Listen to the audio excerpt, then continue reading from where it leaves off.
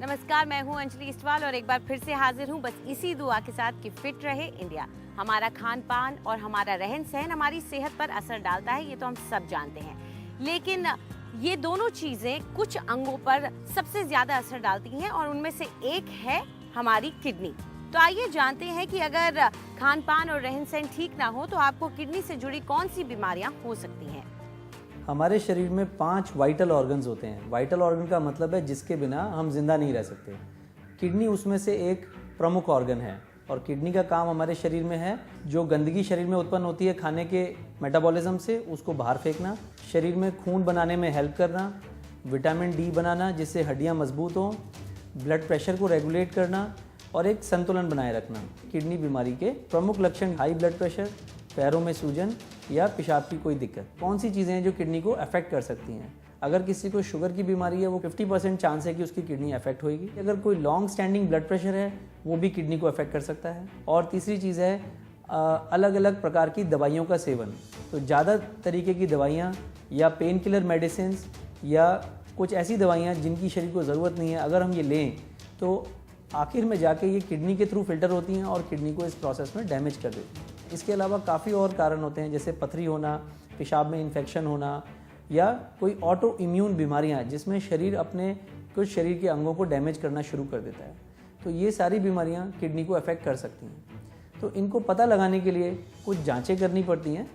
Simple test हैं जैसे सादा पेशाब जाँच, सीरम क्रेटिनिन जाँच और अल्ट्रासाउंड जाँच। तो इन 2-3 छोटे छोटे टेस्टों से हम पता लगा लेते हैं कि किडनी में क्या डैमेज चल रहा है और उसके अनुसार दवाई देने से हम उसको कंट्रोल कर सकते हैं। तो हर किडनी बीमारी किडनी फेल वाली बीमारी नहीं होती और अगर बीमारी का सही वक्त पे इलाज करा जाए तो किडनी फेल नहीं हो पाती। एक चीज़ है डायलिसिस या ट्रांसप्लांट। ये नाम सुन के मरीज़ को बहुत परेशानी होती है और लगता है क्या अजीब सी बात होगी।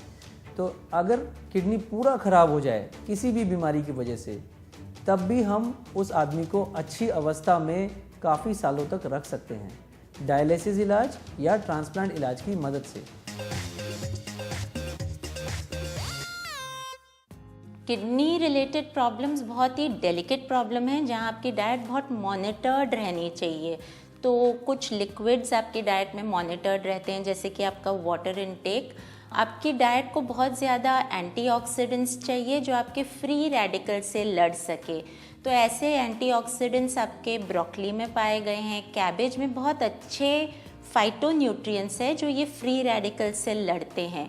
रेड बेल पेपर बहुत अच्छा सोर्स है किडनी हेल्थ को ठीक रखने का।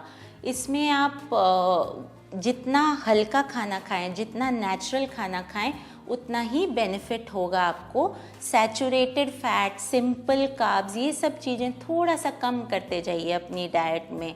आपको लो फॉस्फोरस डाइट की तरफ जाना चाहिए जिसे किडनी रिलेटेड प्रॉब्लम हो। जैसे कि सूप्स हम पीते हैं जिसमें बहुत ज़्यादा सोडियम होता है, बहुत ज़्यादा पोटेशियम होता है, इसको आप स्वॉप कर लीजिए ब्रॉथ में। जैसे हम बिस्किट्स खाते हैं उसको आप खाकरे से स्वॉप कर सकते हैं।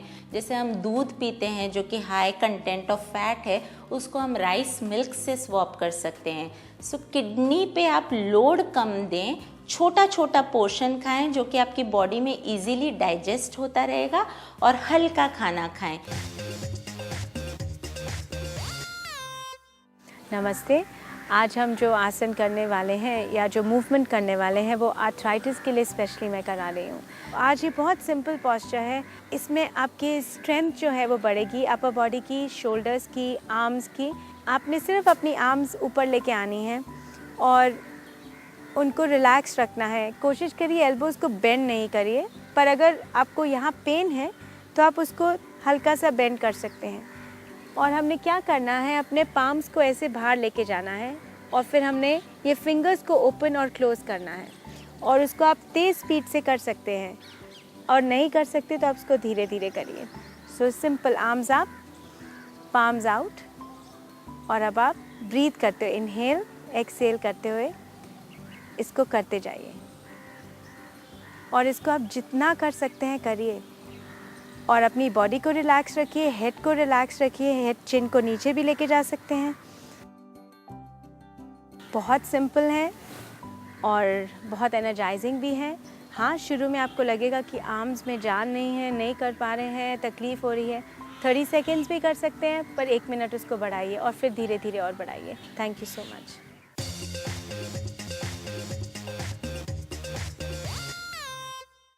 नमस्कार। आज हम बात करेंगे एक्ने एंड पिंपल्स के बारे में, यानी कि वो त्वचा की समस्या जो बहुत ही लोगों को परेशान भी करती है और उसका इलाज भी नहीं मालूम। लेकिन एक चीज़ मैं समझाना चाहूँगी कि एक्ने एंड पिंपल्स जो है वो बेसिकली अंदरूनी समस्या है और उसके लिए आपको अपने कुछ लाइफस्टाइल चेंजेस करने बहुत ज़रूरी हैं। जैसे कि पानी की संख्या आपको बढ़ानी होगी, कम से कम 8 या 10 ग्लास आप रोज़ पिएँ। इसके अलावा फ्राइड और मीठा चीज़ें आप कम लें, एरेटेड ड्रिंक्स कम लें, ताज़ी सब्जियां, सैलड, फ्रूट ये अपने डाइट में ज़्यादा डालें। और अब हम दिखाने जाएंगे एंटी एक्ने मास्क यानी कि पिंपल पैक कैसे घर पे बना सकें। इसके लिए हमें बहुत ही साधारण सी चीज़ें चाहिए। ये नीम की पत्ती आप ताज़ी लेके इसको आप पीस सकते हैं, कपूर, मुल्तानी मिट्टी और गुलाब जल। सबसे पहले तकरीबन आधा चम्मच कपूर लेके इसको आप पीस लें। जब ये बिल्कुल एक बारीक पाउडर हो जाएगा इसकी तरह, तो आप इसको साइड पे रख लें और मुल्तानी मिट्टी एक बर्तन में डाल लीजिए। 2 चम्मच मुल्तानी मिट्टी बहुत है। इसमें आप पिसी हुई नीम की पत्ती, जो बहुत ही आसानी से आप मिक्सी में पीस सकते हैं घर पे, वो आप इसमें डाल लें। थोड़ा सा गुलाब जल और अब कपूर। इसमें आप पानी मिक्स कर लें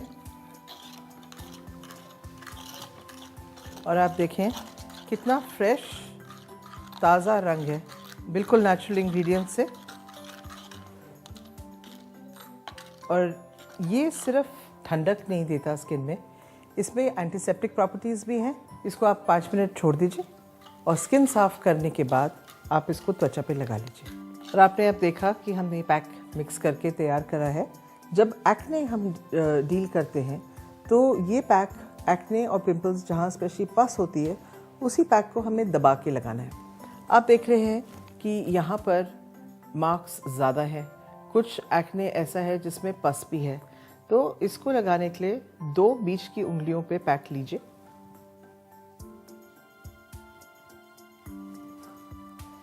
और इसको दबा के with the index finger skin पे लगाएं। ये हमारी ऑयली टी जोन है, यानी कि forehead, nose and chin. In areas पे पैक लगाना बहुत ज़रूरी होता है। इस पैक में एक रिएक्शन आ सकता है, क्योंकि इसमें कपूर है, वो ब्लड सर्कुलेशन को बढ़ाएगा। तो स्किन पे आपको एक स्लाइट टिंगलिंग सेंसेशन महसूस होएगी, उसमें आपने घबराना नहीं है। ये एक नेचुरल उसका रिएक्शन है और ये आपने तब तक लगा के रखना है जब तक कि पूरी तरह से सूख ना जाए और फिर फ्रिज के ठंडे पानी से धो लेना है।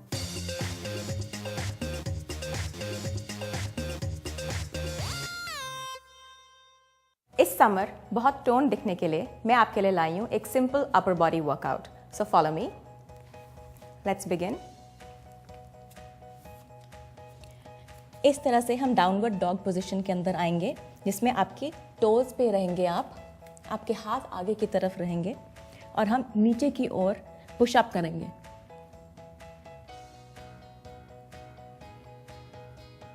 अपने फिटनेस लेवल के हिसाब से आप अपना डिस्टेंस ऑल्टर कर सकते हैं। जितना क्लोज लाएंगे अपने हाथों को पैरों के करीब, उतना ये एक्सरसाइज और चैलेंजिंग हो जाएगा।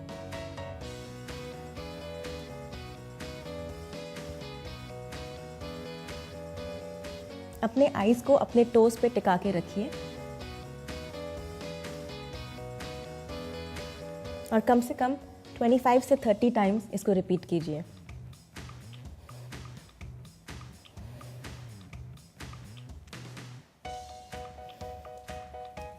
इस एक्सरसाइज से आपके अपर आर्म्स बहुत टोन्ड हो जाएंगे।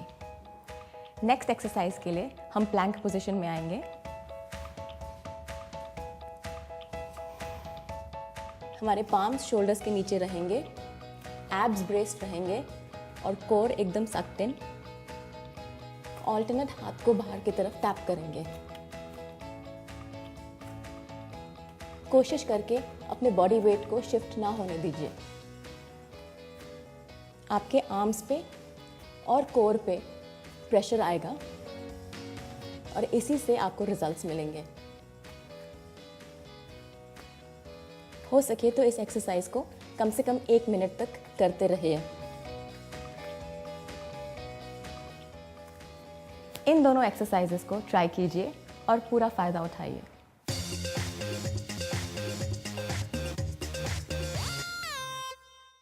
जल्दी में हो और बनानी है स्मोकी आइज। 5 मिनट में स्मोकी आइज कैसे बना सकते हैं, यही आज आपसे शेयर करने वाली हूँ। इसके लिए हमें चाहिए एक क्रीमी आईलाइनर पेंसिल जो कि ब्लैक में हो। आप ब्राउन पेंसिल भी यूज़ कर सकते हैं। इसके बाद एक मोटी सी लाइन खींचिए अपनी आईलैशेस के पास।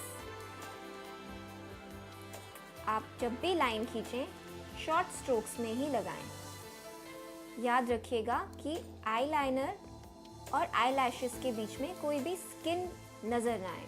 अब एक फ्लैट आईलाइनर ब्रश ले लें, हल्का सा आईज को स्ट्रेच करें और इस लाइन के ऊपर धीरे धीरे रब करें।